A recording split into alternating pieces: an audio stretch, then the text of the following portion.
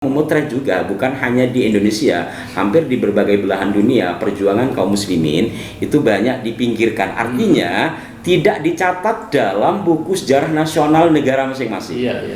Ini gambaran saja yang dibuat oleh beliau bahwa ada semacam upaya seperti itu. Kenapa? Tentu basic seseorang di belakangnya, entah itu adalah nasionalis, muslim, atau mungkin sosialis, itu kan juga akan mempengaruhi. Dengan ditetapkannya Hari Santri Nasional itu 22 Oktober, yang itu artinya langsung atau tidak langsung pemerintah Republik Indonesia di bawah kepemimpinan Insinyur Haji Joko Widodo menerima adanya resolusi jihad. Oke, maka pantas masuklah itu kan resolusi jihad ke dalam sebuah sejarah perjuangan di situ. Artinya kalau Bang Faisal meragukan, ini negara mengakui adanya Hari Santri berlatar belakang 22 Oktober, itu sama saja dengan mengakui adanya resolusi jihad. Sudah tidak terbantahkan lagi. Mungkin dari sini, mohon maaf, ada pihak-pihak tertentu atau ormas di lain NU yang merasa keberatan.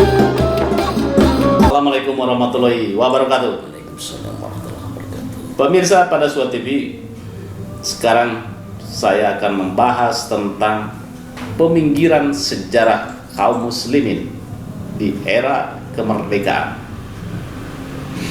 Seperti apa peminggiran sejarahnya? Saya akan berbincang-bincang dengan penggiat sejarah Gus Ali Rahman. Bagaimana kabarnya, Gus? Alhamdulillah baik, Pak. Ya. Gus, begini ya. Ini ada Hari Santri ya, 22 Oktober. Iya. Selalu riuh, selalu ada yang mengkritisi. Kalau Anda lihat, ada apa sebenarnya ini? Di balik Hari Santri kemudian ada yang mempersoalkan gitu terutama di awal-awal ya, Hari Santri itu banyak yang nggak setuju, dan kebetulan saya juga pernah awal Hari Santri 22 Oktober 2015 ya, saya mengisi acara di Masjid Fathul Khan bersama kawan-kawan dari berbagai organisasi kemahasiswaan di UIN ya. Waktu itu juga dengan Prof. Nasar, Imam Besar Masjid Istiqlal. Satu diantaranya yang membuat saya tertawa itu, kenapa harus ada Hari Santri dan segala macamnya ya artinya mereka khawatir ada kooptasi, nanti ada hari-hari yang lain. Tetapi di situ juga yang lebih aneh bagi saya, bagi kawan-kawan yang berbasis NU, yang mahasiswa yang berbasis NU, sebagian, tidak semua, tidak memahami 22 Oktober itu adalah hari penandatanganan resolusi jihad. Ada, tidak semua. Kenapa itu terjadi? Ya seperti sampai katakan tadi di Muqaddimah, bahwa memang ada, mungkin dalam tanda petik atau memang sebenarnya, dan saya juga merasakan aslinya, peminggiran peran-peran para kiai kaum muslimin, bil khusus kiai-kiai NU dalam peta sejarah nasional, khususnya apabila kita melihat takarannya di Indonesia. Kalau saya melihat seperti edisi yang lalu saya membawa buku habis sejarahnya Prof. Mansur Suryanegara, beliau memang memotret juga bukan hanya di Indonesia, hampir di berbagai belahan dunia perjuangan kaum muslimin itu banyak dipinggirkan, artinya tidak dicatat dalam buku sejarah nasional negara masing-masing. Termasuk di Indonesia hanya bagian-bagian kecil saja mungkin yang masuk, tetapi peran-peran penting, umpamanya pertempuran-pertempuran yang dilakukan oleh para ulama, contoh ya, sebelum saya masuk ke resolusi jihad, pemberontakan petani Cilegon 1888 itu kan dikomandoi oleh para mursyid thariqah. Yang di Cilegon atau biasanya dikenal dengan istilah geger Cilegon ya. Itu kan murid-murid dari Kiai Abdul Karim Banten yang kemudian menjadi mursyid thariqah di Mekah ya. Itu kan tidak banyak diketahui. Kenapa? Ya itu tadi, mungkin tepatnya adalah peminggiran. Kalau saya melirik kepada Hari Santri yang berlatar belakang 22 Oktober, kebetulan saya dulu waktu di pesantren menjadi pengurus Ma'arif Nahdlatul Ulama tingkat kabupaten ya di Sampang. Maka saya juga merasakan, Pak, waktu itu resolusi jihad itu apa dan bagaimana, mungkin yang tahu sebagian kecil dari kaum-kaum santri, khususnya yang belajar buku ke-NU-an atau keaswajahan di lembaga-lembaga pendidikan Ma'arif, karena tidak semua pesantren itu berafiliasi dengan Ma'arif, sehingga juga tidak mendapatkan buku itu. Sehingga karena dalam sejarah nasional kita yang saya baca umumnya itu tidak tercantum resolusi jihad, maka resolusi jihad itu dianggap tidak pernah ada. Setidaknya siapa yang memotret bahwa ada upaya peminggiran peran-peran kaum muslimin di dalam peta sejarah berdirinya NKRI? Iya banyak ya, satu diantaranya ya Pak. Ada di halaman berapa itu? Ya, ini di berbagai halaman ya, terutama di halaman menengah ke belakang. Makanya beliau juga memperlihatkan secara detail ya. Ini gambaran saja yang dibuat oleh beliau bahwa ada semacam upaya seperti itu. Kenapa? Tentu basic seseorang di belakangnya, entah itu adalah nasionalis, muslim atau mungkin sosialis, itu kan juga akan mempengaruhi. Apalagi bila sejarah itu ditulis oleh pemerintah. Lah pemerintah ini berlatar belakang apa? Pemimpinnya gitu kan. Di masa-masa awal penulisan pun kalau kita baca buku-buku sejarah, umumnya itu kan kaum nasionalis yang ada di atas. Sehingga peran-peran kiai itu walaupun tidak semuanya diberangus, tapi porsinya lebih sedikit gitu. Sehingga hal-hal penting seperti resolusi jihad tidak masuk di sana. Tentu kita tidak menghilangkan bagaimana peran besar dari Bung Tomo, tapi sebelum ada munculnya berita-berita resolusi jihad itu, orang tahunya peran 10 November itu hanya ada pada Bung Tomo. Karena memang ceramahnya yang dipublikasikan di mana-mana, kemudian fotonya juga ya artinya dalam konteks kekinian Pak, dalam konteks kekinian. Sehingga ada nggak resolusi jihad, maka orang tahunya seperti itu. Dan ini juga mungkin yang menjadi alasan Bang Faisal Asgaf dalam beberapa waktu yang lalu mengatakan bahwa di situ tidak ada peran resolusi jihad di sana, dan dia mengambil salah satu contoh buku buku yang aku lihat di video itu, dia mengambil dari tulisan Pak Pramudianantatur aktivis Lekra, dia bawanya Partai PKI ya memang kemungkinan besar beliau tidak akan menulis dalam kronik itu, peristiwa demi peristiwa yang ditulis tidak dimasukkan di sana. Begitu. Apakah karena latar belakang, apakah Pak Pram tidak ada di lapangan, kita kan tidak tahu juga. Maka ketika melihat sejarah, khusus untuk Bang Faisal ya jangan hanya satu sisi. Nah, kalau kembali lagi kepada peminggiran ya itu tadi. Nah, kalau tadi sampai mengawali dengan Hari Santri, kenapa akhirnya timbul persoalan itu karena penetapannya itu adalah 22 Oktober. Dengan ditetapkannya Hari Santri Nasional itu 22 Oktober, yang itu artinya langsung atau tidak langsung pemerintah Republik Indonesia di bawah kepemimpinan Insinyur Haji Joko Widodo menerima adanya resolusi jihad. Maka pantas masuklah itu kan resolusi jihad ke dalam sebuah sejarah perjuangan di situ. Artinya kalau Bang Faisal meragukan, ini negara mengakui adanya Hari Santri berlatar belakang 22 Oktober itu sama saja dengan mengakui adanya resolusi jihad. Sudah tidak terbantahkan lagi. Mungkin dari sini, mohon maaf, ada pihak-pihak tertentu atau ormas di lain NU yang merasa keberatan, walaupun dalam sejarahnya kalau kembali ke Hari Santri, bagaimana Hari Santri itu ada? Boleh saya dari awal ya. Hari Santri, penggagas Hari Santri itu adalah Kiai Haji Tarik Darwis bin Ziyad kalau tidak salah ya, yang biasanya lebih dikenal dengan Gus Tarik. Beliau pengasuh pondok pesantren Bagus Salam di Malang. Itu beliau bersama para kiai, ide dasarnya kayaknya dari beliau ide dasar dari beliau untuk membuat Hari Santri Nasional, yang kemudian beliau mengumpulkan para kiai, melakukan diskusi sekitar 100 lebih kiai untuk membuat Hari Santri Nasional. Dan menurut pengakuan beliau juga sudah pernah diskusi juga dengan Gus Dur. Diharapkan pada waktu itu di masa pemerintahan Pak SBY kan, tetapi ya belum nasib. Baru ketika nanti 2014 jelang-jelang pemilihan itu kan ada safari politik, barangkali ada kunjungannya Pak Jokowi lah ke pesantren beliau, yang disitulah ada kesepakatan atau mungkin janji politik Hari Santri Nasional. Pak Jokowi menandatangani apabila beliau terpilih, kan belum dipilih. Tetapi pada masa itu memang usulan beliau adalah 1 Muharram. Ketika ini menggelinding, kemudian direspon oleh PBNU, bil khusus Yai Said sebagai ketua umum, kalau harus ada Hari Santri, kalau memang Hari Santri akan ditetapkan, jangan 1 Muharram. Kan 1 Muharram itu kan kalender Hijriah yang menjadi kebanggaan umat Islam seluruh dunia. Kiai Said mengusulkan apa? 22 Oktober. Maka pertama mendengar itu cerdas Pak yang ini karena apa? Saya orang ma'arif merasa bagaimana resolusi jihad itu diakui di situ. Oke, saya masih ingat bahwa jangan 1 Muharram saya bilang bahwa jangan 1 Muharram kalau ada harus santri itu tanggal 22 Oktober. Saya masih ingat beritanya. Heboh itu. Iya. Okay. Dan itu bukan hanya lisan beliau sampaikan ke publik tapi juga dalam Munas NU, saya lupa yang keberapa itu diselenggarakan di PBNU ya di lantai 8, saya ikut, saya menjadi bagian warawirinya.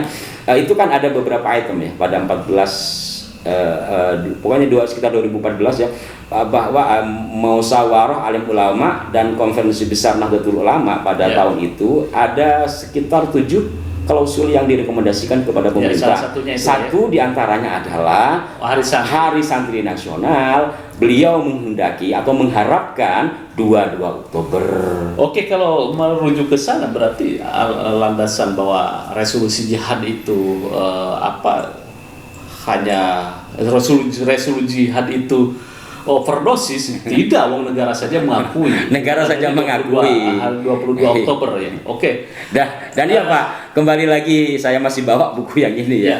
Edisi yang lalu kita udah bahas ya bahwa As-Sayyid Muhammad Asad Shahab beliau juga menerangkan di bukunya ini ya, di bukunya ini bahwa fatwa Mbah Hasyim itu yang memberi semangat kaum muslimin terhadap kaum muslimin untuk di seluruh Indonesia beliau tulisnya untuk melawan penjajahan Belanda khususnya. Itu artinya kan settingnya peristiwa Oktober November 1945 gitu. Bagaimana bisa dianulir gitu, bisa dianggap tidak ada. Kemudian juga dalam kalau kita mengambil buku-buku NU kayak gini udah jelas lah ya namanya buku NU. Tapi kan kalau melihat kepada Bang Faisal mohon maaf ya Bang ngomongin sampean nih jadi nggak apa-apa lah sedikit ketawa, mudah-mudahan Abang cepat sadar.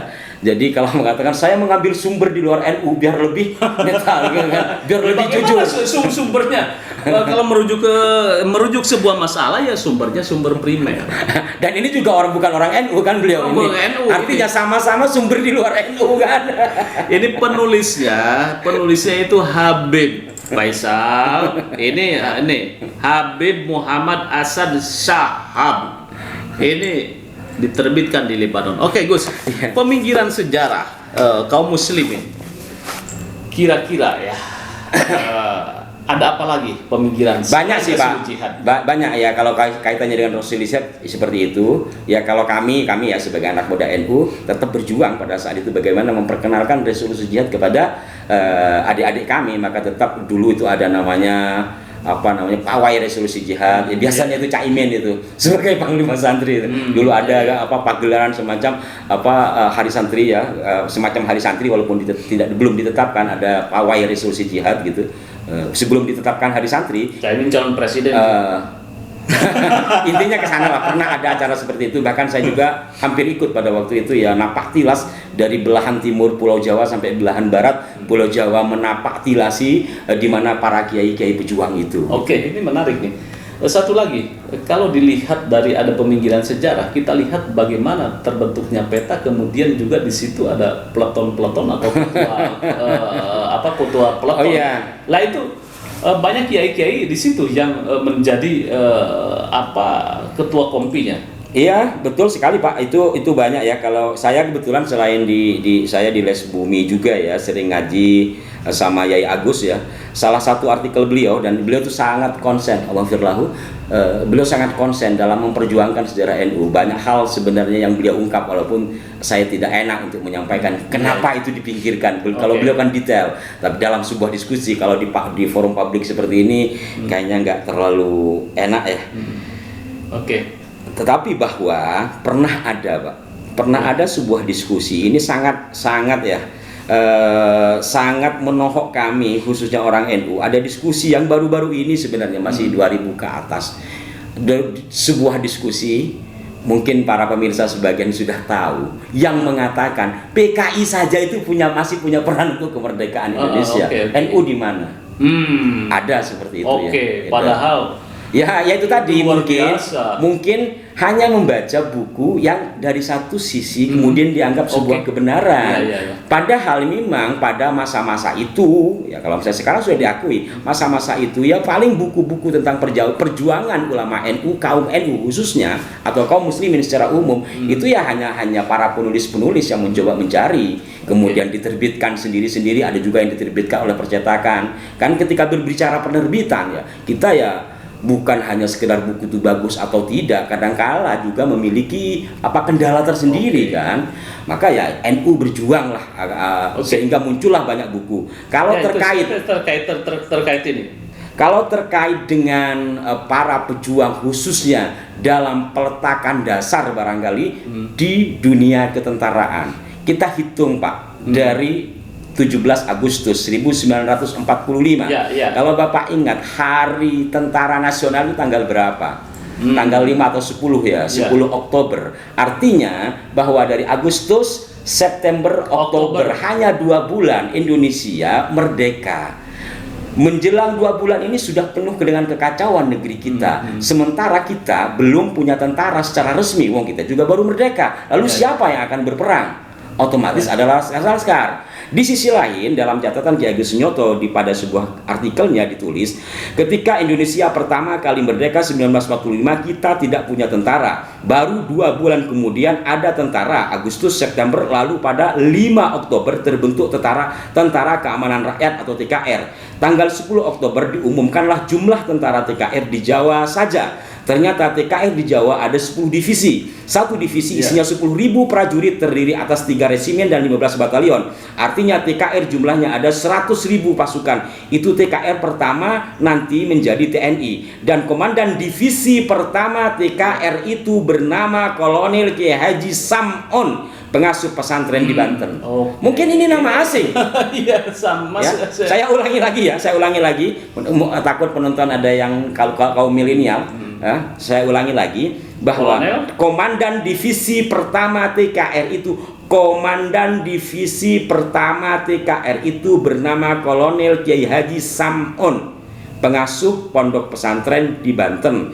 Kemudian komandan divisi ketiga masih kiai, yakni Kolonel Kiai Haji Arwiji Kartawinata Tasikmalaya, daerahnya sampean. Sampai tingkat resimen kiai juga yang memimpin. Fakta juga resimen 17 dipimpin oleh Letnan Kolonel Kiai Haji Iskandar Idris. Resimen 8 dipimpin Letnan Kolonel Kiai Haji Yunus Anis. Di batalion pun banyak komandan kiai. Komandan batalion TKR Malang misalnya dipimpin Mayor Kiai Iskandar Sulaiman yang saat itu menjabat Rais Syariah PCNU Kabupaten Malang. Ini menurut keterangan beliau adalah dokumen resmi arsip nasional, ada di Sekretariat Negara dan TNI. Artinya sudah jelas bagaimana peran-peran Kiai NU atau kaum muslimin itu dalam percaturan sejarah mempertahankan Republik merebut memerdekakan dan mempertahankan kemerdekaan. Kan begitu. Ini dalam konteks kontak senjata. Bukan lagi pemikiran. Kalau pemikiran jelas.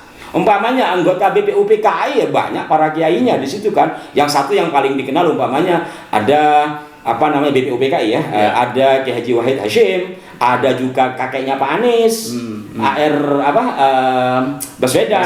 Ya, Abdurrahman Baswedan ya. Beliau anggota BPUPKI walaupun juga ada dari kaum Tionghoa, tapi bapaknya Pak Anies, kakeknya Pak Anies nggak masuk waktu di DPI. Ada lagi bahwa Kiai Hasyim Asy'ari itu pemikirannya pun tidak bagus-bagus amat kalau tidak salah ya.